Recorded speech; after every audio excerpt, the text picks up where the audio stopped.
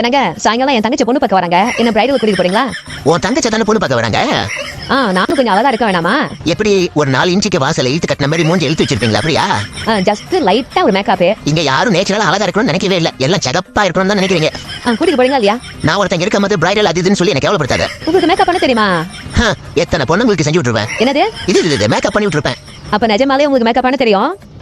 Michael ஜாக்சனே நான் பண்ற makeup பார்த்து தான் வெள்ளை ஆகணும்னு ஆசைப்பட்டாரு. உட்கார நான் பண்ணி விடுறேன். இவன் மேக்கப் போடுறானா இல்ல சப்பாத்தி போடுறானா? என் மூஞ்சி எறும்பு சுட்டி நினைச்சுட்டானோ?